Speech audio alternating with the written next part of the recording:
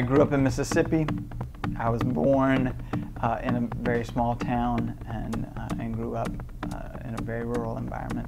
I ended up going to school in Mississippi. I went on art scholarship and I was studying painting and drawing, and I met a girl and I decided to get married, and I dropped out of college and I got a job. Right before I left school, I took a couple of design classes because I thought that would be a shrewd move that would better equip me to get a job since I had a young family starting up. And then I went to Memphis, Tennessee, and there I got my first job with an advertising agency. I found a place that I really enjoyed.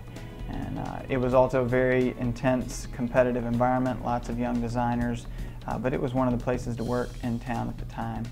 And that was where I really began to appreciate what I had started doing. I learned a lot about the practice and the craft, and really began to I think get my legs under me as a designer. Where I come from plays a very large part in how I approach this. Certainly all the collective experiences professionally have played into that, but where I come from, it's a much different world. I had never even heard of graphic design, didn't even know it existed until I was in college, because it just wasn't a part of the world I was operating in. So I think that is really what informed this sort of no-frills approach to what we do. The idea that this is just a tool for businesses or individuals who are trying to accomplish certain things. That all sprung out of an environment where a lot of the flashy and showy parts of our profession wouldn't have held anyone's attention. And since that's where I come from, I think that's part of how I approach it. In large part, that informed the way I came to this, starting my own studio with song.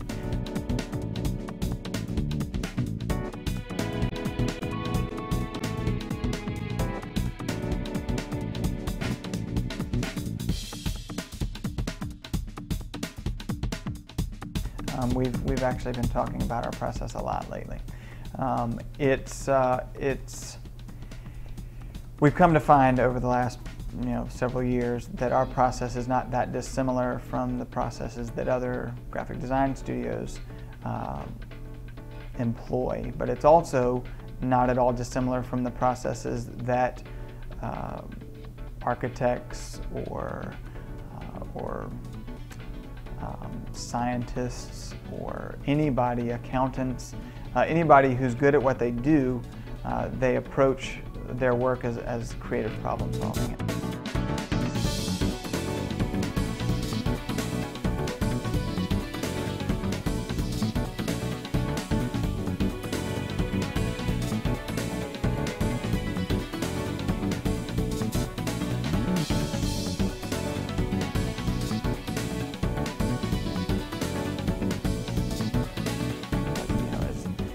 It was the internet after I left college, or right as I left college and right as I was starting as a designer. It was the internet. Changed the way everything worked. And I think now just the next version of that is the mobile technology, and it's gone from phones now to tablets, and everybody's talking about it. I think that's hardware related. Certainly the software that goes into all that is playing a role, and people love to talk about social media. Lots of people want to tell you how to use it, that they know the best way to use it. I think all of those results are kind of still up in the air. The jury's still out.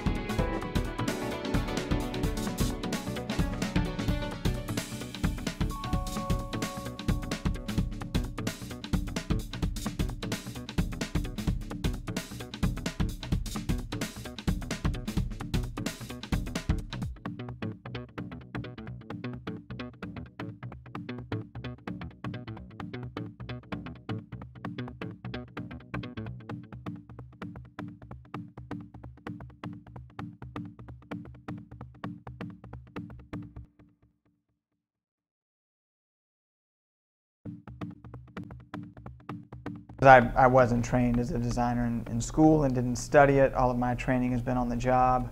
I remember as a young designer, knowing when I saw good work, knowing when I saw bad work, oftentimes not understanding exactly why the things that worked and the things that didn't work. And so one of the moments I had was I was working in a studio where I did most of my learning, and I had someone tell me that the reason that this particular page layout that I was doing wasn't working was because I wasn't working on a grid, and just sort of this discovery that, oh, there's this invisible grid that's contributing to the structure and the unity of things being laid out on a page. And it was just this, it was an aha moment for me where I realized, oh, there's you know, this isn't all intuition, this isn't all instinct. There are truths, fundamental truths about what I'm doing that can take a lot of this guesswork out of this process. So, and of course the grids are invisible, and only the person designing it really sees it.